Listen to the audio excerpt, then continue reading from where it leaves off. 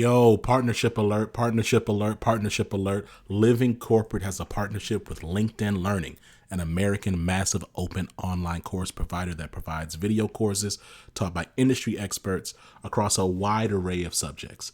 Now, the partnership is because Living Corporate has courses on LinkedIn Learning focused on diversity, equity, inclusion for leaders, career professionals, and anyone really looking to upskill themselves and be better allies. So make sure you check out our courses on LinkedIn Learning by clicking the link in the show notes. And let's just say you don't want to do that. When you go to LinkedIn Learning on LinkedIn, search Living Corporate. We'll be right there. All right? Peace.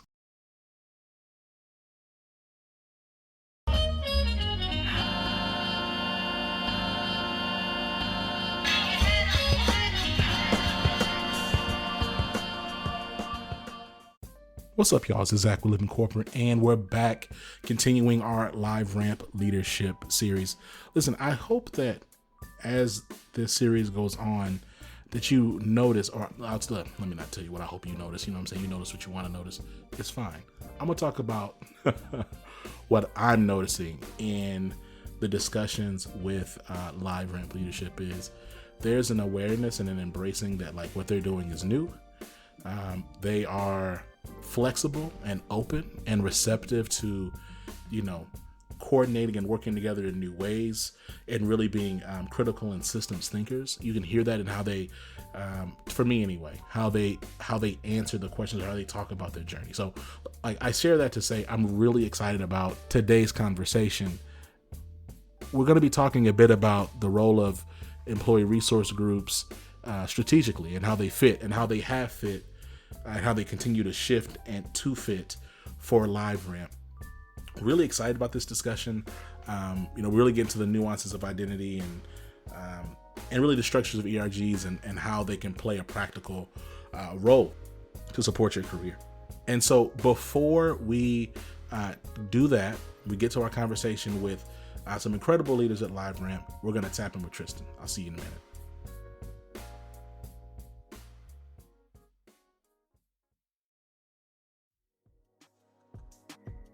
What's going on, Living Corporate? It's Tristan, and I want to thank you for tapping back in with me as I provide some tips and advice for professionals. Today, let's talk about how you can avoid fake job posting scams. According to the Better Business Bureau, last year 14 million Americans lost $2 billion in job scams, the highest total yet. The report found that as many employees began seeking remote positions, the number of fake listings increased. These scammers' main targets are younger people, with 2/3 of their victims being under 45 years old. The BBB's report shows that postings on Indeed account for 32% of fake job postings, while LinkedIn accounts for 7%. As these scams become more sophisticated, it's important to understand how you can protect yourself and avoid falling victim to these scammers. One of the first and probably most prominent signs of a fake posting is simple errors. Things like misspellings, grammatical errors, and odd wording can be dead giveaways that the posting is fake. Be on the lookout for things like missing or sketchy contact information and personal email addresses or website domains. Another sign is that the job posting is just too good to be true. Roughly 80% of job scams come via an unsolicited email or even text message. Often these postings will offer some combination of remote work, flexibility, and high salaries. The last sign I'm going to mention is if they ask for personal information like your social security number, driver's license, or even bank account information during the early stages of the process. Make sure to do your due diligence by searching for the employer and recruiter online. Both the company and the recruiter should be searchable. You can also try to contact the company and speak with the recruiter or someone in HR. And finally, never give personal information or money in order to start working for a company. That's almost always a tip-off that it's a scam. This tip was brought to you by Tristan of Layfield Resume Consulting. Check us out on Instagram, Twitter, and Facebook at Layfield Resume, or connect with me, Tristan Layfield, on LinkedIn.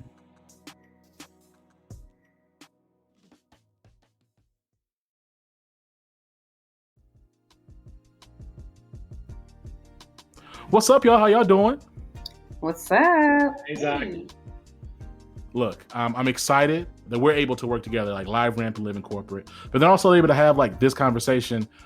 We have Diego Panama, the Chief Commercial Officer and the ERG Latinx lead or sponsor, Alex Jovel, PNC Coordinator, and in the ERG Latinx group, and then Jenell Potts, who is on maternity leave, but stopped by and graced us with her presence to have a really just dope conversation about the experience of LiveRamp through Black and Brown employees' lenses. And so I know I said what's up, but like just a pulse check for where we are in this moment. How are y'all doing? How do y'all feel?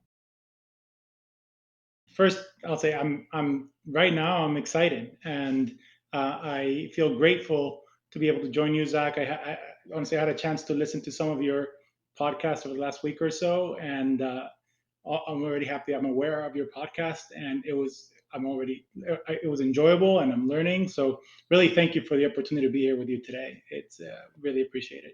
No, thank you all. Yeah, and I can echo that too. Really excited, thrilled to be here. This is my first podcast experience. Being on a podcast, I'm a podcast head. I have podcasts I listen to weekly, so this is really exciting for me. And being that it's representing people of color and for people of color, it makes this experience that much more exciting. So thanks for having us here. No doubt, Alex. Same for me as Jenell. This is my first podcast. Not gonna lie, I'm a little bit nervous, but I'm very excited and very grateful to be here. Just sharing a little bit my experience as a brown person at LiveRamp and just in general, in the corporate world, and to be able to share here with you and with Jenell and Diego, it's a very exciting opportunity. This is great. So I'm gonna do a little bit of round robin. I'm a tag. I'm gonna call up, put a few folks out on Front Street with a direct question, but please. I really am looking for all your perspectives. So, Diego, let's talk a little bit about your journey into LiveRamp and the current position that you hold. And I'm really trying to understand also, like as a part B to that, is when you think about this, your ERG role and the sponsorship role, the leadership role that you play there. How does that fit into the work that you do in business strategy at LiveRamp? Sure, thanks, Zach. So I am the Chief Commercial Officer at LiveRamp. And I've been in the role for about 3 months, but I've been at LiveRamp for about 8 years. I joined LiveRamp when we were very, very early on, about 30 people. And I like to say I've had every sales role in the company, now culminating with the Chief Commercial Officer role that I took on a few months ago. And even before taking this role, we got together with a few LiveRampers, Alex included, and decided to found Latinx at LiveRamp as one of the first ERGs at LiveRamp. And that was a really great experience. There's a lot more that we can talk about there, but it was one of the parts that was most exciting to me about taking on the broader role at LiveRamp, the executive role at LiveRamp, is coming in with that perspective of being a Latino employee at LiveRamp, of being a member of an ERG group, and even having a louder microphone, if you will, for everything that's going on and everything that's top of mind. And I'm part of our leadership team now, and I can tell you that DIB is front and center of of everything that we do.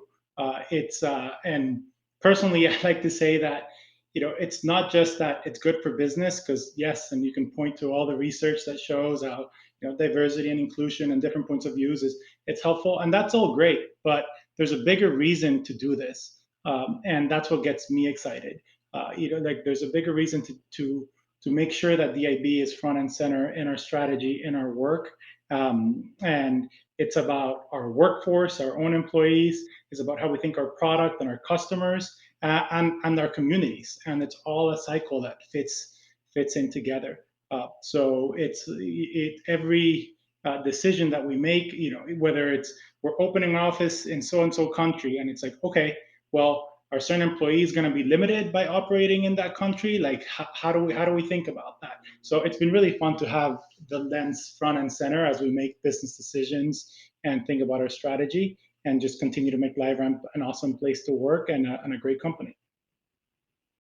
I'd love to hear from Jenell and Alex their experience and their journey into LiveRamp and like how they got here in this place today. Yeah, yeah. I consider my journey somewhat unique that I had no technical experience when I got to LiveRamp at all. I worked for a healthcare organization where I was in the HR benefits, working with very complex pension plans and finances and everything, guiding the physicians. And so when I got to LiveRamp last year, May of 2020, during the pandemic, decided to just take a leap of change and a leap of faith, wanted something different. I was hired as I just changed the name of my role. So I used to be a consumer care specialist, but now I'm a data ethics specialist focusing on consumer care. And so what I do is explain to consumers their individual privacy rights and help them understand under CCPA, CPRA, and GDPR. And so I used the experience of having a lot of customer service experience and able to use my experience at Kaiser for explaining difficult concepts to be able to bring myself to the position I'm in here now. So I'm, like I said, completely new to the tech world, but that was how I kind of navigated my way into LiveRamp. And for me, similar to Jenell, this is also my first tech experience before coming to LiveRamp. I had not worked in the tech world. I actually had worked for several years outside of the US, so had a little bit of different kind of background as I was working in Central America as my first job experiences. Came to the US, struggled a little bit to find my little spot where I fit in the business world because I was coming into something completely different. Had a couple of different jobs. I think that was probably my first exposure to diversity and what it means to companies. Was in a job, they offered me the position and they were like, it's so great that we like you. You're also a diverse hire. And I didn't think much of it in the moment when they said that, but it still resonates with me. 8 years later, it meant something at that point. So, and then I eventually took a leap and interviewed at LiveRamp. And I remember one of the first things I saw at LiveRamp when I walked into our reception that has been remodeled since then were a bunch of little flags from different countries that were represented at LiveRamp's employees. And I saw the El Salvador flag and I was like, what? There is somebody else who identifies with the same country that I do. And it was impressive to me. And I asked around and I didn't know that person was actually Diego. And later that we would be working so closely together. So that's just how things worked out, and been very lucky and fortunate to work at LiveRamp where I've been able to switch up my role. I started out as an executive assistant, worked with several different teams, and now here I am on the HR team. So, well, first of all, thank you for that. And something else that you touched on there around just the diversity of the Latina space, like just globally, and how diverse and just differentiated it is culture to culture. There's a variety of cultures. It's really easy when you think about mass media or just like common talking points to really bundle everyone together. But the reality is that there's a variety of different experiences, a kaleidoscope of perspective, experiences, cultures, accents, languages, cuisine, everything. It's very unique. I'm curious, today we're having this conversation. I continue to reference ERGs or employee resource groups. Can we talk a little bit about the impact of ERGs on your experience at LiveRamp? Like tactically, practically speaking, what does that look like for you? Yeah, I just love how Alex just described, how it felt to walk in and feel just the culture of the company by visually seeing it. And for me, like I said earlier, since I started LiveRamp during the pandemic, ERGs mean more to me now than they've ever meant before, because this is where I've gained my sense of belonging really in the company. I've gained my sense of understanding our culture, and being able to share those shared experiences with people that look like me. Because when I started, I just, I'm not going to lie, I didn't see people who look like me on my teams virtually. I didn't see people who looked like me on Slack. And I was literally having conversations with people like, do you know Black people that work here? Where are they? Where have they been? Where can I find them? And so as funny as that may be, that was really, I was concerned. And so I was connected with some people, and they introduced me to some of people who look like me, some Black folks. And I just really started to treat ERGs as my virtual break room. I like to refer to it as a place that I can just step into and let my hair down and know that that's the place that I connect with people that look like me. So right now, it's the impact of ERGs is everything to me and my experience here at LiveRamp. Yeah, I didn't start out with the idea of being part of an ERG when the idea, like, it's never something that crossed my mind. It wasn't, that wasn't me. But last year was just so impactful as a year. There was just so much going on that when the whole process of forming ERGs at LiveRamp started, I found myself raising my hand and I'm like, here, me, I want in. I want to participate in this. I just felt this need to connect with other team members, more so on a deeper level. Like, I did know there were a few other Latinx, had no idea there were so many of us in a way, or so many Latinx allies at LiveRamp until we started this process and this journey. So it's been very impactful for me, to be able to recognize where I am in my own journey as a Latinx, how I identify, how I represent myself, in different aspects of my life, being professional, one of them. And also to appreciate where other people are. I know I'm still learning. I'm not the first person to talk about the Latinx community. I have one experience among everybody who is Latinx. And it's also been great for me, not just in my own ERG. I felt like I've been able to appreciate and recognize similar and different experiences across other ERGs in our company. We've had cross teams collaborations where it's been great. Like, I got to collaborate with Jenell last year. Like, I had never met Jenell. We had a really great connection on an event. We collaborated.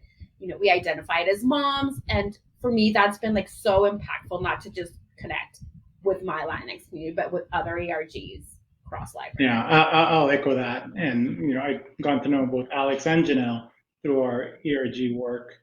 And especially last year when we were all remote, I remember the first Latinx group meeting we had, like, wow, there's a lot of us, and we just kind of hung out and talked for an hour, and that was really powerful. And then the other side of it is just, like, we can be a voice, and I noticed that we make a difference, like, because whether it's as Black or Latinx or women or whatever the ERG is, we together we're able to create more awareness, and it does have impact. Like, it's, even though it feels like it might be a trickle and might be slower than we all want.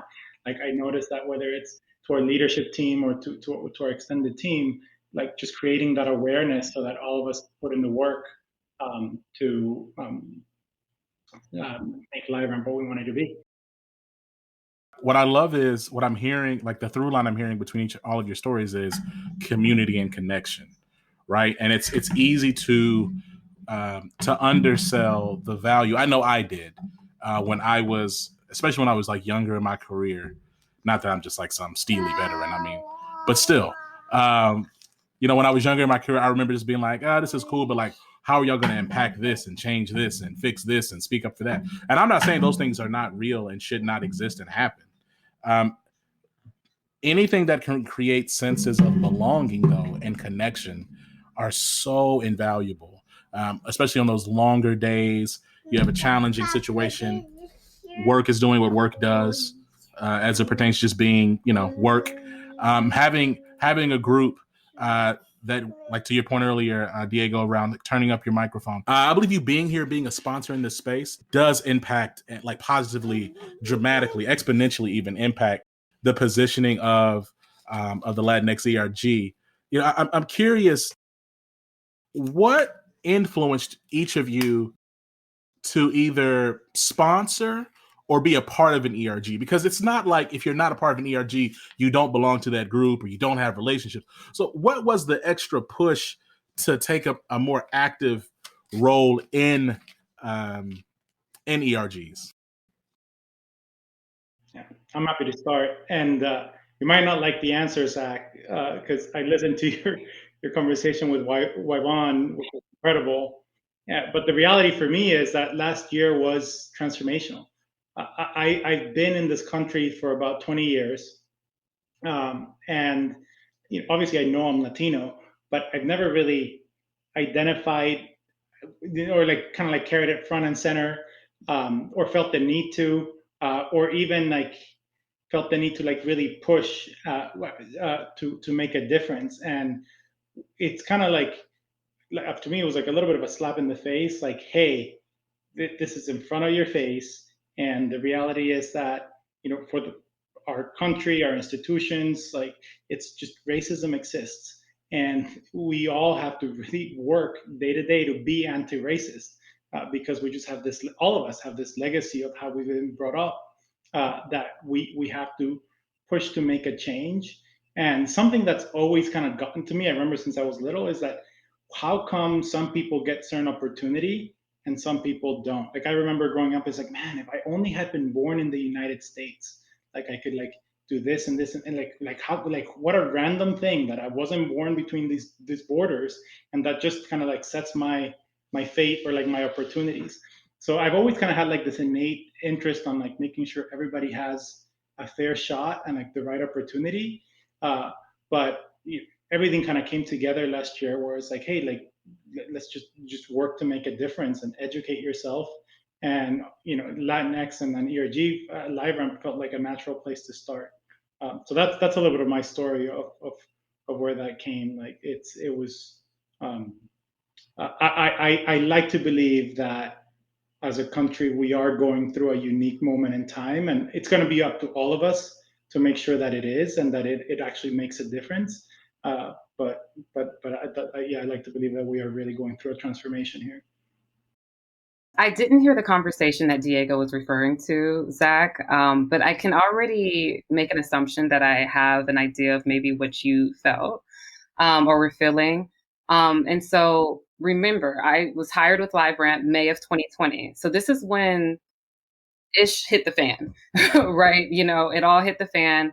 And we were all people of color were just kind of like side eyeing all the companies, like, are you really concerned about DIB? Like, or are you hopping on this bandwagon that seems to be riding forward, right?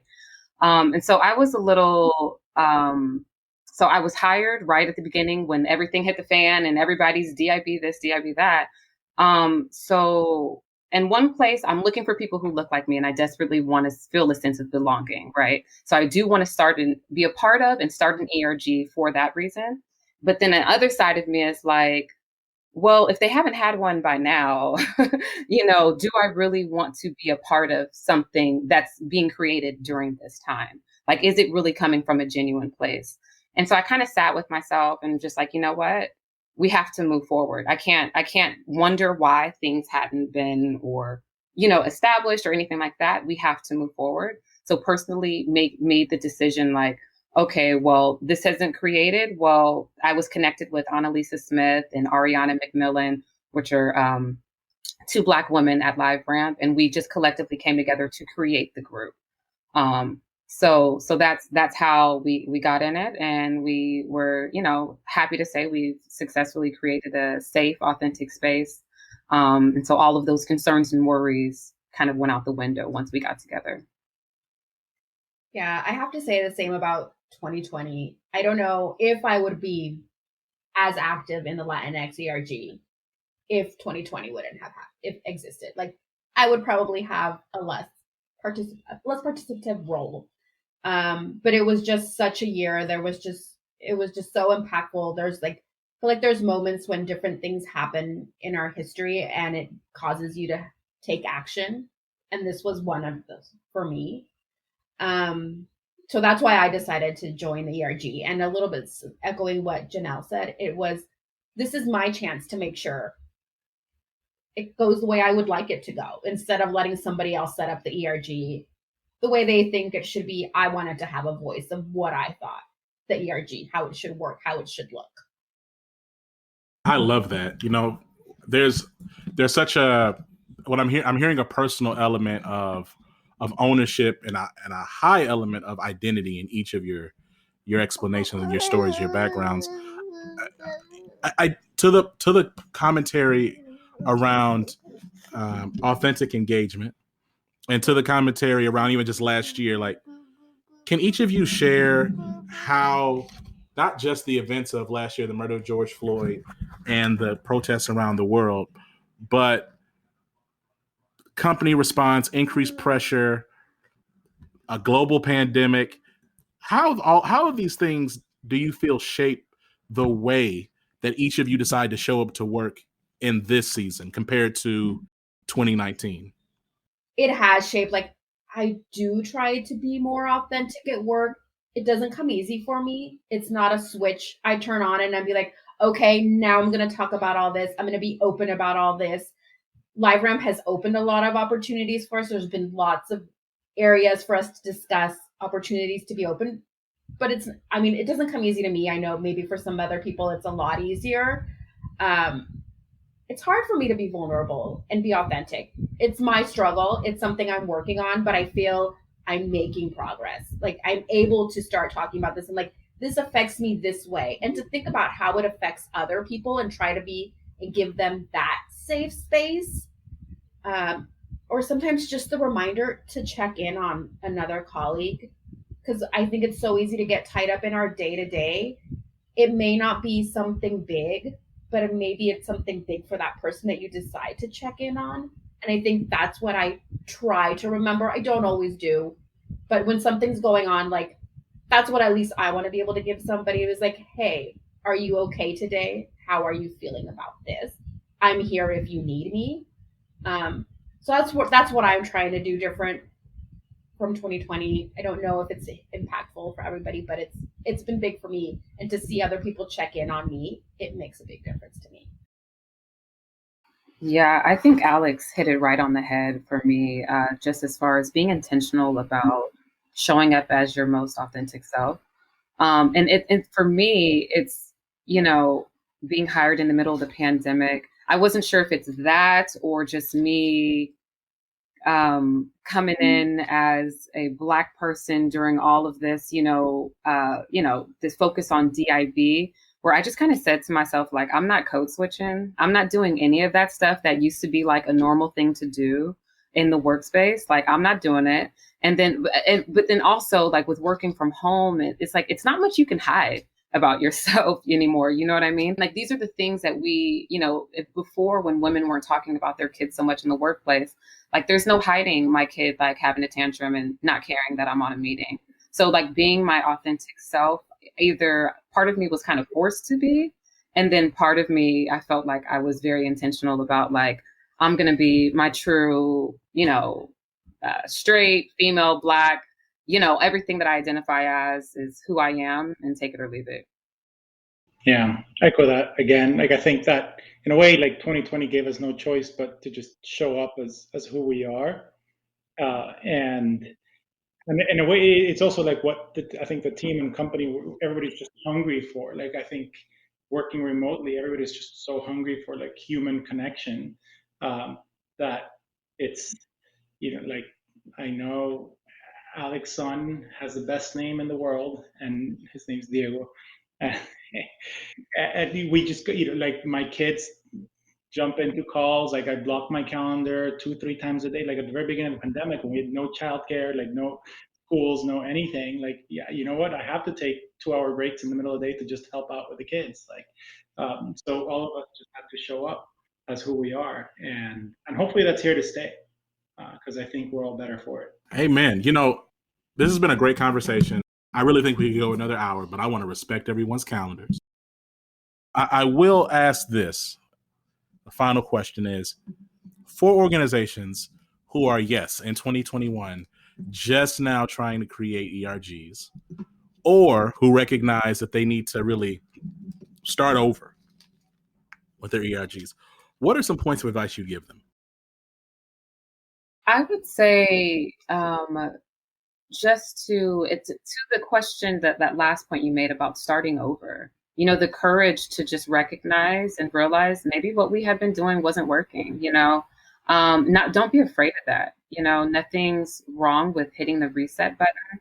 And then also nothing's wrong with jumping into uncharted waters, something that you're not too familiar with. You don't need to be an expert, but just acknowledging each person and everyone's own experiences. It can just be so simple. It doesn't have to be complicated. Everybody doesn't have to know how to define, all the LGBTQs and the I's and the A's and all of those things, but it's just being intentional about listening and being open to new experiences. Yeah, I would add, it's not just going to happen. You have to be deliberate about it, and for leadership teams out there, you have to be deliberate, and you have to invest in it, and invest in the resources that are required, and then put in the time. I think leadership teams can really impact a company's culture, and there has to be just genuine buy-in, authentic belief that this is important. So that's kind of where hopefully you start, and then actually invest the time and the resources required. Yeah, I want to use the word Jenell used. It was intentional. I think that's so key, whether they're starting from the beginning or they're restarting. Just be intentional about what you're doing. Doesn't need to be perfect right off the bat. LiveRamp's been doing this for now a year. Ours aren't perfect yet. All of our ERGs have their moments. It takes time, but just really be intentional about what you're doing and why you're doing it. I think that's the key to get started. Y'all, I love it. Love the conversation. I want to thank each of you. Consider you each friends of the show. Hope you can come back, whether it's in a formal, we're doing a whole brand, thing, or y'all just coming by just to kick it, say what's up. Thank you, each of you, and we will talk to y'all soon.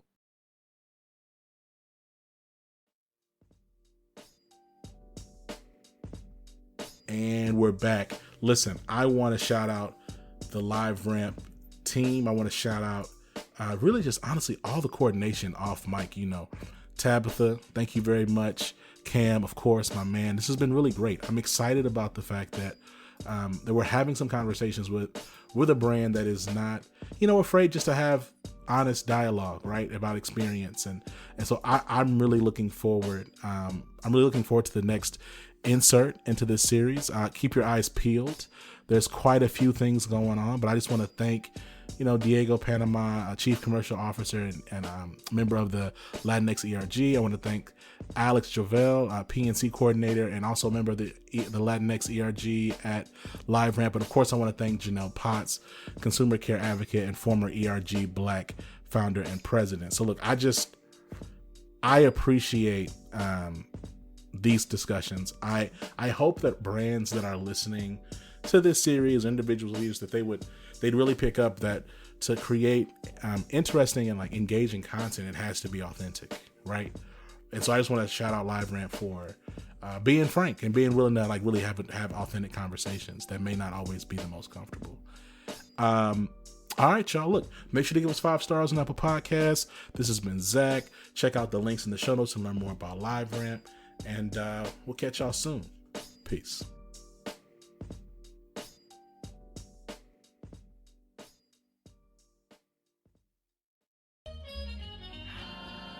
Living Corporate is a podcast by Living Corporate LLC. Our logo was designed by David Dawkins. Our theme music was produced by Ken Brown. Additional music production by Antoine Franklin for Musical Elevation. Post-production is handled by Jeremy Jackson. Got a topic suggestion? Email us at livingcorporatepodcast@gmail.com. You can find us online on Twitter, Facebook, Instagram, and living-corporate.com. Thanks for listening. Stay tuned.